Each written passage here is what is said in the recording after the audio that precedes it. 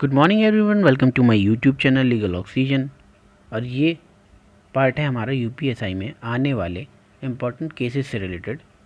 पहले पार्ट में हमने जाना था सीआरपीसी और आईपीसी के इंट्रोडक्शन के बारे में। तो चलिए शुरू करते हैं और जानते हैं इम्पॉर्टेंट लैंडमार्क जजमेंट्स के बारे में और उनसे जुड़े जजेस के बारे में। तो हमारा पहला केस है बारिन कुमार घोष वर्सेस एम्परर। तो इसमें जज थे लॉर्ड समरन और ये सेक्शन 34 से रिलेटेड है, जिसे कॉमन इंटेंशन कहते हैं। सेकंड हमारा केस है हमारा आर बनाम डांडले। इसमें लॉर्ड अरविंजर थे और ये दुराशय से संबंधित है, आपराधिक मान्य स्थिति, जिसे क्रिमिनल इंटेंशन कहते हैं। नेक्स्ट केस है हमारा सिराज बनाम रूडजन। इसमें जज थे राइट, लॉर्ड राइट। ये भी दुराशय से रिलेटेड है। नेक्स्ट केस है हमारा होप्स वर्सेस विंस्टर कॉरपोरेशन। इसमें जज थे कैनेडी। ये भी हमारा दुराशय क्रिमिनल इंटेंशन से रिलेटेड है। नेक्स्ट केस हमारा नाथूलाल वर्सेस मध्य प्रदेश राज्य। इसमें जज थे justice Subba Rao.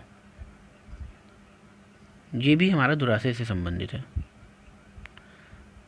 Next case आता है हमारा मैग्नॉटन रूल।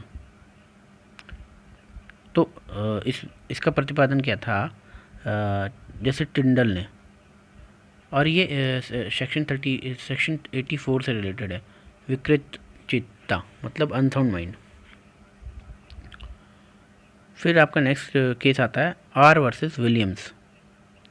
ये कंसेंट से रिलेटेड है। नेक्स्ट केस आपका रेगिना बनाम दोहटी। इसमें लॉर्ड स्टीफन थे। ये सेक्शन 85 से रिलेटेड है, इच्छा विरुद्ध मतता, इंटॉक्सिकेशन विदाउट कंसेंट।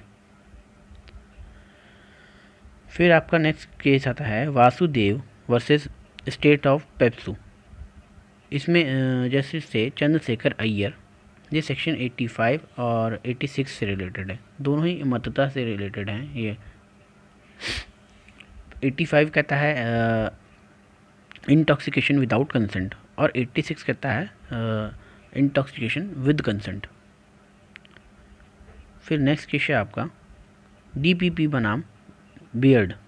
तो इसमें जस्टिस थे विक्रेन हेड। ये भी आपका इंटॉक्सिकेशन से ही रिलेटेड है। फिर आता है आपका आर वर्सेस वॉकर। ये सेक्शन 80 एक्सीडेंट से रिलेटेड है। नेक्स्ट केस है आपका देव नारायण बनाम उत्तर प्रदेश राज्य।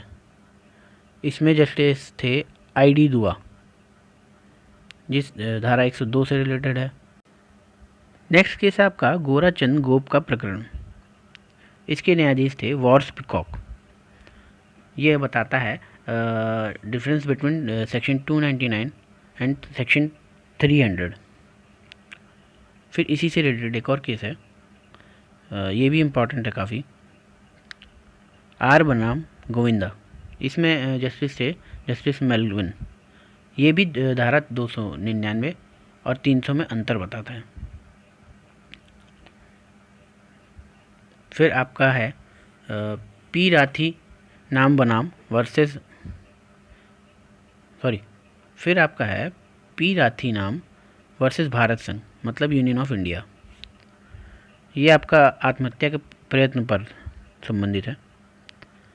फिर इसी से रिलेटेड एक और केस है, ये काफ़ी इम्पॉर्टेंट है, केहर सिंह बनाम दिल्ली प्रशासन।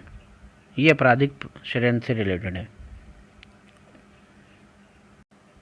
फिर आता है आपका इंद्री बावेज का वाद। ये भी इम्पॉर्टेंट है। इसमें जस्टिस गोविंद मेनन थे। ये सेक्शन 511 से रिलेटेड है। ये भी क्रिमिनल अटेम्प्ट से संबंधित है। फिर आपका नेक्स्ट केस आता है महाराष्ट्र राज्य वर्सेस याकूब एवं अन्य। इसमें जस्टिस थे जस्टिस सरकारिया। ये भी 511 से रिलेटेड है। चलिए अब जान लेते हैं कुछ प्रमुख वाद जिन्हें कुछ उपनाम से जाना जाता है। जैसे पहला वाद है तुकाराम बनाम महाराष्ट्र राज्य। इसे मथुरा बलात्संग के मामले के नाम से जाना जाता है। दूसरा है आपका स्टेट बनाम नलनी। इसे राजीव गांधी हत्याकांड के नाम से जाना जाता है। थर्ड केस है आपका महाराष्ट्र राज्य बनाम। इसे जनरल एएस वैध मामला के नाम से जाना जाता है। फिर आपका नेक्स्ट केस है बारेन कुमार घोष वर्सेस सुखदेव सिंह, इसे पोस्ट मास्टर हत्या केस के नाम से जाना जाता है। फिर नेक्स्ट केस आपका महबूब शाह बनाम एम्परर, इसे सिंधु नदी मामले से के नाम से जाना जाता है। चलिए अब जान लेते हैं विकृत चित्ता मतलब इंसेनिटी या कह लीजिए अनसाउंड माइंड को किस तरीके से जानेंगे कि ये अनसाउंड माइंड है।